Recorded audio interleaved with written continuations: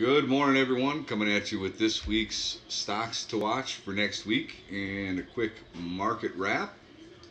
Let's just take a look real quick before I get started on all that stuff. Let's take a look at the economic calendar for next week. So, look, it's going to be, it has all the makings of potentially being a pretty volatile week ahead. Besides being in the thick of earnings, we've got earnings. We've got the French election happening right now, which I think the person that isn't supposed to be leading is leading, at least at this particular point in time. So that could shake up the markets a little bit. We've got a boatload of economic data coming out next week. We've got a couple of Fed speakers talking next week. We've got Case-Shiller, new home sales, consumer confidence. We've got the petroleum status report, durable goods orders, international jobless claims, pending home sales. GDP will be a big one on Friday. Chicago PMI, consumer sentiment. So we've got a lot going on in terms of economic data next week. We've got, Trump last week talking about a potential tax plan being delivered by Wednesday. If that doesn't happen, that could create some volatility in the markets. And like I said, we've got a tremendous amount of earnings coming out next week. We really get into the thick of it, right? So we've got some pretty big names reporting next week from a broad array of industries. So AK Steel, Halliburton, ITW, Barrick Gold, Rambus, Newmont, Wynn. I mean, we've got a broad array. Biogen, Lockheed Martin, Freeport McMoran, Las Vegas Sands, Amazon, Microsoft, Google, Intel, and then we've got the big oil majors at the very end of the week. So we've got a lot going on next week. And, any of the stocks that I talk about in the watch list, make sure that you do check to see if they have earnings coming up before you go piling into any of the names. So you don't want to get caught in something that's got a binary event coming up, right?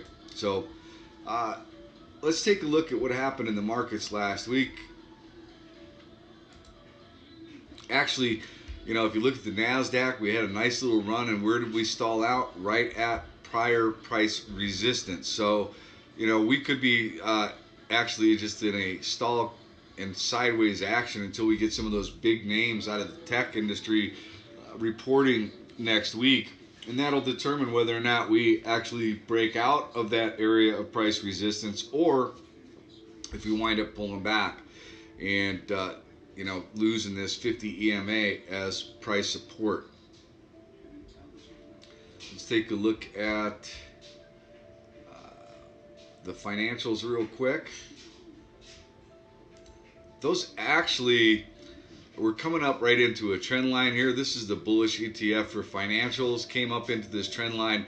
We're unable to take it out. Came up into the 50 EMA. Was unable to take that out. Could have a double bottom formation going on there in the financials, but we'll see. Most of the financials reported really good earnings, but didn't get any follow through. The only loser in the space was Goldman Sachs, and that seemed to weigh heavy on the markets. Let's take a look at gold, which is actually looking like it's flagging out a little bit here after piercing the upper Bollinger Band. If the markets get pretty shaky, we could look for gold to get a bounce. What didn't participate with the bounce in gold was GDXJ and GDX, which was kind of interesting, right? It went in the opposite direction. And I think that's something to keep an eye on if that divergence continues. If gold starts to rip higher, I think eventually these miners will play catch up, but we also have a couple of big miners reporting on Tuesday, right? So we're sitting right here on the 50-day moving average. If they report negative earnings, maybe GDX breaks down. We'll see. Let's see what else we got going on. IBB, which actually held up fairly well. Didn't have a great day on Friday, but really kind of held up well as the market was showing a little bit of weakness. We could wind up breaking below this 100 EMA, maybe come down and test the 200 day, break through this trend line. But for right now, that trend line has been holding as support. We'll see what happens with the IBB next week, but it actually held up fairly well. IWM had a nice little pop back up into price resistance. It needs to get through 138 with some conviction. And then I think maybe we can go back up and test in that 140 area. But it needs to break through this 138. Right now it's at an area of potential price resistance, and we may pull back. The big area we want to see hold as support is basically 132. See if 132 holds the support. If it doesn't hold it, likely going to come down and test that 200-day moving average somewhere around 130. And then if we lose that, I think that becomes problematic. So transportation's had a nice little bounce last week, but still coming up into resistance, right? Can't seem to close above that 50 EMA, and then you've got the 50 SMA just overhead, 165, 166, and they need to try and get through there. We do have JetBlue reporting next week. I think we've got Southwest Airlines and a couple of other airlines that'll be reporting next week, and that could determine whether or not we can reclaim that 50-day moving average. JNUG and Nugget, just because I'm here, both not looking real healthy. Nugget looks better than JNUG by far, but I would be cautious in that space unless gold is really ripping. That divergence is got me a little perplexed, but we'll see what happens next week. Labu and LABD. So LABD, if the biotechs do break down, I think this is one to keep an eye on for a potential trading opportunity, right? If they do break down, I think then we take out the 50 EMA on LABD. And when this goes, I mean, if it really does break down hard, this can have a nice pop. So worth keeping on that for an eye on that for a potential day trading opportunity. Let's take a look at some other sectors here. So the SMH, had a big pullback to an area of potential price support. We bounced off of that. We've reclaimed the 50-day moving average. We do have a couple of semis, I think, that are reporting next week. So it'll, this could be maybe we're at the beginning of, breaking down. See if we come down and make a lower low, or if we can actually go back up and test that $80 range. And, even if we get up into 80, I would think that's going to act as resistance. And then maybe the healthy thing to see happen was to have us consolidate there and then actually break through 80. But SMH, I think, is still a strong looking sector, but showing some signs of weakness. S&P 500, consolidating, is back above the 50 EMA. Next week, I think next week is going to be a really, really interesting week. And I'm not going to try and predict what's going to happen with all these events that are going on next week, but it should be a very, very interesting week. All right, so, if you look at it, we've basically just kind of been going nowhere, right, for a couple of months. And we'll see what happens if we can finally break out of the range that we've been trading in. But TVIX, if we do break down, volatility could come back into play. So there's a couple of ways to play that. You can play TVIX, you can play UVXY, right? Drifting down on lower volume after having a nice little pop up to the 50 EMA, and now kind of sitting right on top of the 50 SMA. We're sitting right on top of the $19 holla. 18 appears to be acting as support. So we'll see what happens next week. Maybe we come drift down here and test 18 and bounce. Okay, aerospace and defense actually closed above the short-term trend line here at an area of potential price resistance. We've got Lockheed Martin, I think United Technologies, Boeing also report next week. So we've got some defense contractors that are going to report. I think that will give us an indication of whether or not we can break out here, take out that trend line, maybe go up and test that $70 holla. But definitely a space that I am watching. There's a couple of names within that space, like Katos, that I've been keeping a pretty close eye on. It does not have a good looking daily chart. Actually kind of looks like we got a bear flag going here right on top of a trend line, a longer term trend line. If we get some bad reports out of some of these aerospace defense companies, we may see it break through that trend line and potentially come down and test the $7 holler right around the 200-day moving average. And I might be looking to actually get involved in it at that point. They just recently did an offering which was priced at $7.25, and if I can get it below $7, then maybe I throw in for a long-term hold position. I'm not looking to do a quick day trade out of it. I'm looking to take a longer-term hold position. I like the space, and that's one of the names that I'm keeping a pretty close eye on. Let's see what else we got. Home builders. Home builders have been acting really well. Flirting with this area of price resistance. Coming up into the spring selling season, this is typically the best season for selling new homes. It looks pretty good. I mean, home builders actually look pretty darn good. We'll see if we can take out this area of price resistance. Basically, you want to see it take out, I would say, $38 with some real conviction. Take a look at XLB, which is materials ETF. So steel got a little bit of a pop last week off of the executive order from Trump. I would expect that we could see some continuation in those steel names.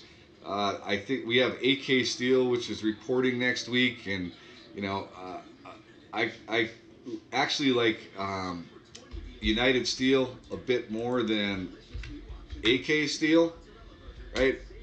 United had a really nice bounce right off of the 200-day moving average. Didn't get a lot of follow through on the following day, but maybe we flag out a bit here or drift on back down to that $28 and see if that can hold the support and maybe get a bounce there. But I am keeping an eye on that. And Freeport-McMoRan, I think, is kind of interesting as well. This looks a little bit bearish, but it's right at an area of potential support, right? It bounced, it came down and here and bounced right off of $12. If it breaks below 12, I think that becomes problematic for FCX, but I think it's worth keeping an eye on that one. Talk about XLE. So, potentially a double bottom. Oil got smashed last week, right? So a lot of the oil, energy, and oil exploration names got whacked, and there are some that are just really far out of the lower Bollinger Band, and you could see a little snapback play if we can get oil to give us some kind of a bounce. One stock that I did actually take a position in last week was WTI, and the reason I did was because it's completely out of this lower Bollinger Band and looking for some type of, it's oversold. RSI is below 30. So, I kind of felt as though maybe this was due for a bit of a snapback. It did take out the 200-day. We'll see. Oil's going to have to cooperate, right? There's been insider buying in this one right around $1.97, $2. I think all the way down to $1.53 up to $2. $1.59 to $1.94. So potential snapback play there for WTI. I think it's worth keeping an eye on the space, keeping an eye on oil. XLF, we already talked about the financials. Actually, let me take a look at oil here real quick. So oil, $10 has been seeming to act as support for oil, for the USO. Let's see if that happens again. It seems to be an area where we typically are able to bounce. Let's see if that develops this week as well. And the dollar, which is in a short-term downtrend, did manage to get a little bit of a bounce. But if the dollar starts to strengthen, then I think you're going to see some weakness in gold and those miners. All right, let's take a look at what else we got here. Industrials, which we've got some industrials reporting. We got 3M. I think, who else we have reporting next week? 3M. We've got some big names in the industrial complex that are, I think Caterpillar's reporting next week. So some big names that are reporting. We'll see if we can actually take out that trend line, and hold above this 50-day simple moving average. But right now it is in a short-term downtrend. We'll see what the earnings do for that sector next week.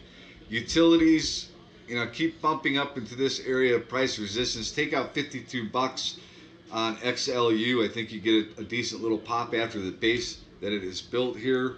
And if the markets roll over, if there's some fear out there in the marketplace, this could be an area where people pour into. So worth keeping an eye on the utilities. XLV healthcare has really held up incredibly well as the market's been consolidating, and this has been consolidating as well. So it's right on top of the 50 EMA. Showed a little bit of weakness on Friday. We'll see if that weakness follows through, or if maybe we can take out that trend line and take out the 50 SMA. Consumer discretionary had a nice little pop over price resistance, and then actually wound up closing right on top of it. $88 is appearing to act as support. We'll see if it continues to do that, or if we wind up pulling back and potentially coming down and testing that 50-day moving average. Metals and mining, trying to hold on to the 200-day moving average. We did slice below it, but managed to reclaim it. We'll see if we can continue to stay over that. Oil and exploration looks very similar to the XLE, right? Potential double bottom forming. We'll see if we get a bounce. And retail, which has had an impressive week last week. This is my least favorite space out there, really. But did have a nice bounce last week. I think we get some. I don't think we get a lot of retail earnings reported next week. But this is not a fan of this sector. I think Under Armour does report, and that is one I am kind of interested in, just because it's been so beaten up. But it's really not a cheap stock. So I actually have a couple of alerts set, like at around $16. Right? Thinking maybe if it breaks down, I mean, this does kind of look like a bear flag right here, and if they report another disappointing earnings report, I think this bad boy could come down and potentially test, $15, $50, $16 somewhere in that area, and maybe that's an area of support where you can find a bounce. But my least favorite sector is retail. Okay, so I don't have a huge list of stocks to watch for this week. I think there's going to be plenty of action just from earnings as they come through. So I do have some out here that I think have pretty interesting looking setups. This AKTX looks pretty good. Look for maybe a red to green move on this. Had a nice little pop on decent volume on Friday. I'm looking for a potential continuation and take out that $22 holla, which has acted as price resistance. It could give us a head fake, pop out, and then pull back. Like I said, what I'd be looking for is maybe like a red to green move, pull back to around $18, $19, and then maybe get a bounce. Day trade opportunity there. Torch, same thing, looking for a potential red to green move. You know, it's interesting that this name held up pretty darn good as oil was, you know, pulling back. So pretty impressive little run there on good volume on Friday. A lot of day traders have their eyes on this particular stock. You know, looking for it to pull back. You know, maybe pull back to 170 or so. See if that acts as support for a bounce. Only 44 million shares in the float, so thin stock, and traded pretty decent volume on Friday. So see if maybe we get any follow through there.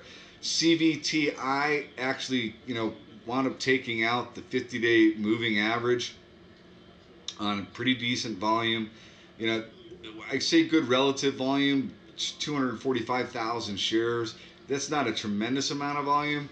This is a low floater, 12 million shares in the float. Not a big short interest, but nice little spike on Friday. See if maybe it gets a red to green move, some kind of a continuation. Take out the $20 holla, and then maybe look for it to tag 21, where we've got some price resistance in that area. And then if you want to keep some lottos, see if potentially it can get up into the 22.30 area. But I like CVTI for a potential red to green move. CDTX, you know, this got a little bit of a bounce on Friday on some decent volume. This is an ugly chart. It does have a big gap on the daily to fill. It's below all the moving averages. It's below the 50-day. Maybe it only gets up to the 50-day where we've got some price resistance there.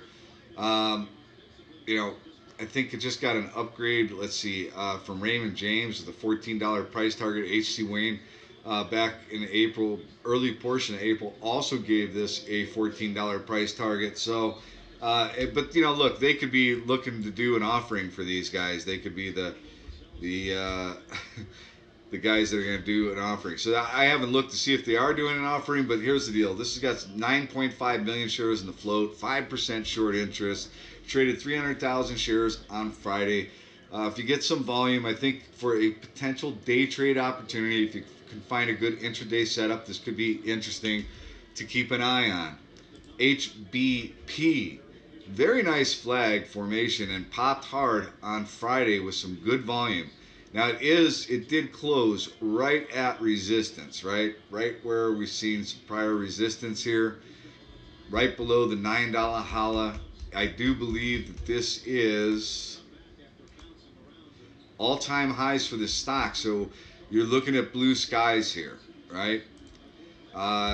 We traded 264,000 shares on Friday. It's only got 23 million shares in the float.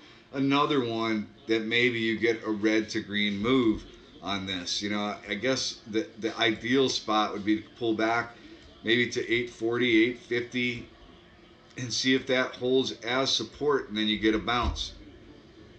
But you know, it's not overbought. Relative strength appears to be increasing. Relative strength is a little high, but can stay high, right? I think it's worth keeping an eye on for a potential 9 roll. Red to green move would be something to watch. BLPH, HC Wainwright gave this a $5 price target. Did have a little bit of a bounce on Friday. Traded 550,000 shares. It's got 12.6 million shares in the float. It's sitting right on top of the 50 EMA. 29% short interest. So, you know, could it get a little squeezy? It could, if it gets some real volume and we can break over that trend line and take out about $1.50. I think maybe, you know, if you were to get this on, say, a red to green move, you get it on, you know, pull back to 125 and put your stop at 118. Look for it to go up. I think you scale. If you can tag 150, you scale out a portion of that, and then see if maybe we can get another test up to the 175 area. AXAS. So, you know, here's another oil name like the WTI that I pointed out, but this one isn't quite as, you know, this is back here. We had a candle out of the lower Bollinger Band like WTI, but trying to hold on to this 200-day moving average, right? And an area of potential price support, this 175 area. So, you know, if oil does get a bounce, and I'm looking at stochastics, which are starting to curl up. If oil gets a bounce, maybe this AXAS gets a bounce, and I do believe, yeah, Stifel put a $3.50 price target on it I think it was back here somewhere when they did that, but worth keeping an eye on AXAS, especially if you get a bounce in oil.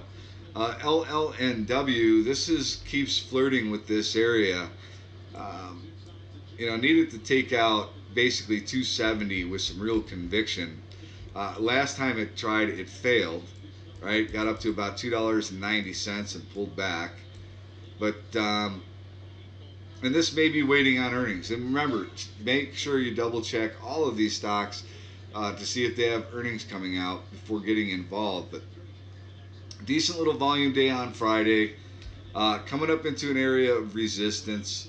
If it could take out 270 with conviction, maybe we get a 3 test. Ideally, I think maybe the entry on this one should be try to be somewhere around $2.50, right? Pull back to 250 and then bounce. Or this might just flag out here at this resistance. Put in some nice tight candles, put in a flag formation. We'll see what happens. But LLNW does have a decent look. GoGo. Now this has got a big short interest, 52% short interest, 46 million shares in the float. I don't know when they report earnings, but this is a pretty big area for it right here. This $12.35. It's acted as price resistance in the past. Had a big gap up. It does have a gap on the daily that may at some point fill lower. Um, if it can take out 1250 with some real conviction, I think maybe you get a test up into the $13, $14 range. Actually, somewhere around $13.90 or so. Worth keeping an eye on, right? Especially if it gets some good volume. LPTH, this broke over a nice little trend, had a nice little trend line break after having a big pop. Pulling back. There's been a lot of good news flow lately with this company. Got out of the upper Bollinger Band, pulled back to the 50 EMA, and basically has bounced. It's not oversold. Could look for a potential continuation on this. Test the $3 holler, maybe take that out, go up and test 327. Worth having it on the radar. OPTT was moving after the close on Friday off of a little press release about, I can't remember what they deployed some PB3 power buoy in Japan, and that was giving it a little bounce after market. I don't know if it'll get any follow through. There is a gap on the daily to fill. It is in a downtrend. This would be a day trade only. 3 million shares in the float, 33% short interest. It has had some pretty big runs in the past, but it is also a pop and flopper. So do not chase OPTT. Look for a good intraday setup. Call. So this company is currently, I believe, exploring strategic alternatives, including potentially selling themselves. It does have a pretty good look and setup on the daily. Nice tight formation there. See if it can take that trend line out. See if it can take out the $9 holla. Let's see. 9 is an area of price resistance and support. So it is in an interesting spot. Does have an interesting setup on the daily. The problem with this one though is it traded 44,000 shares on Friday, right? So unless you see some real good volume, it's going to be tough to take that for a day trade. But if you see some good volume coming in, there could be an opportunity here for a 9 test and roll.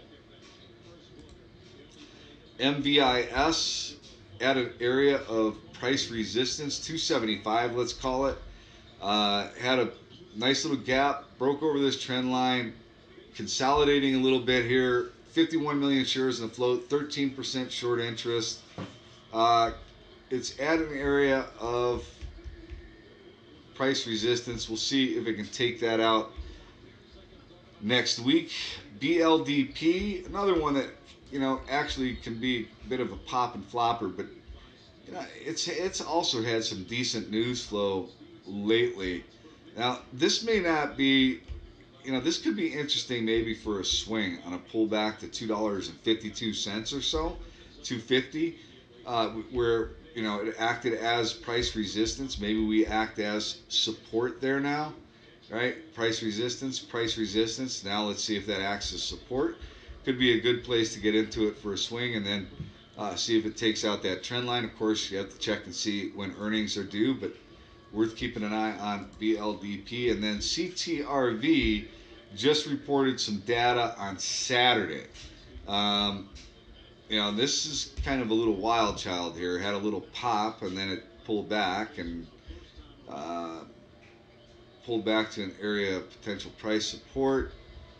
I think they are in need of cash. This would be a day trade only if it reacts to that news positively. Look for some type of an intraday setup. Okay, that's really it. That's all I've got this week for stocks to watch. There are a whole bunch of stocks that I'm going to be keeping an eye on within the earnings space. All these names that have the green circles around them.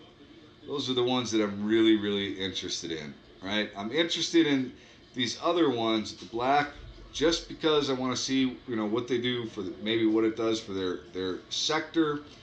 But I'm not really crazy about their charts, or I'm not really looking to do anything as far as a trade.